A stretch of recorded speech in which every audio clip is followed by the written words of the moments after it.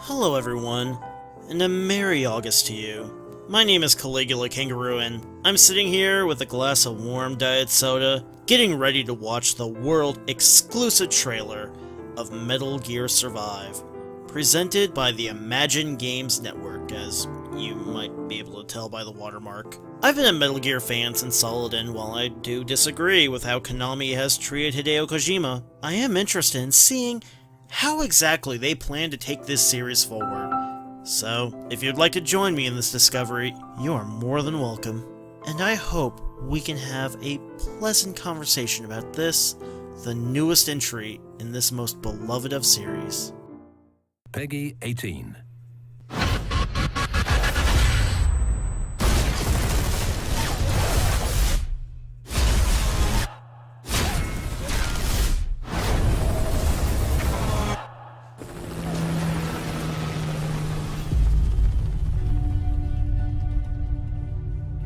Okay, awesome. This is a great setup. We know there were survivors of the first Mother Base attack, and that 9 years later, many of them were still guns for hire. I mean, if you're going to do a spin-off, a survival spin-off, this is probably the best starting point, at least in the main timeline, that you can build off of. So yeah, so far, full points.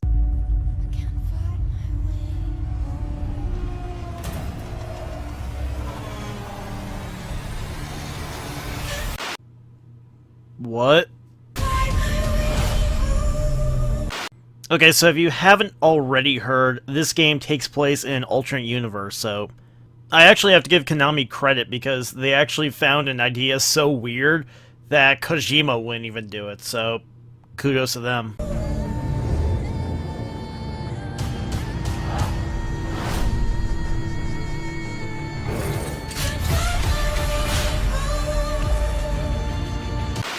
Okay, so just a question for anybody watching this. You can leave your answer in the comments. Like and subscribe. Were the skulls anybody's favorite part of Phantom Pain? You know? You think about stuff you liked about the game, are the fucking skulls what you go back to? Because they weren't mine.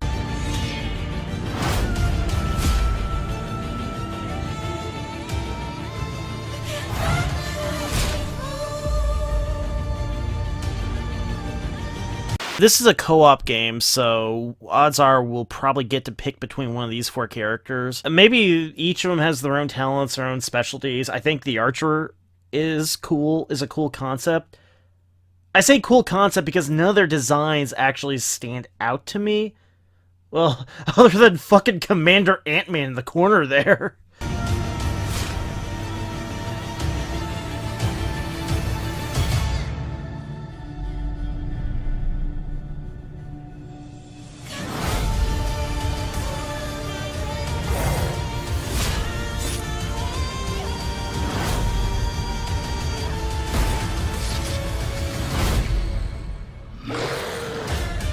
Well, based on the trailers, it seems like there's a little bit of customization here. You can change haircuts, you can change outfits, and it seems like everybody has their specialties. I really do think the bow and arrow looks really cool. Metal Gear's always been about throwing weird superhero shit into a military thriller, so I don't think it's too inappropriate.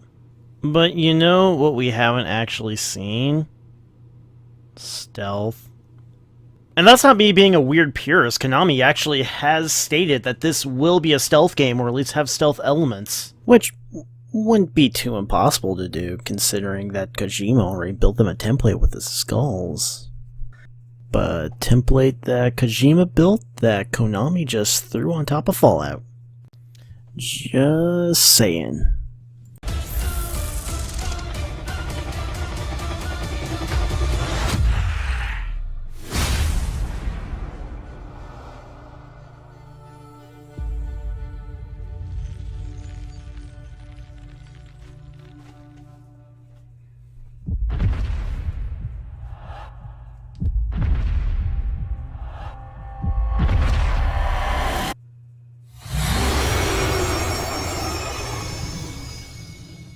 I honestly don't care.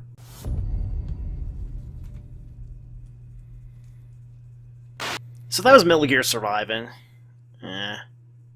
That's honestly my reaction, just, yeah.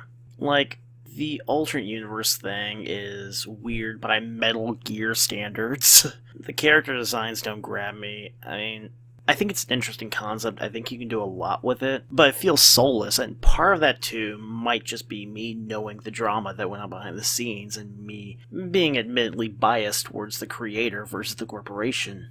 But conceptually, it's a zombie survival game. When we're going to talk about oversaturated video game genres, zombie survival is right up there with War Simulator.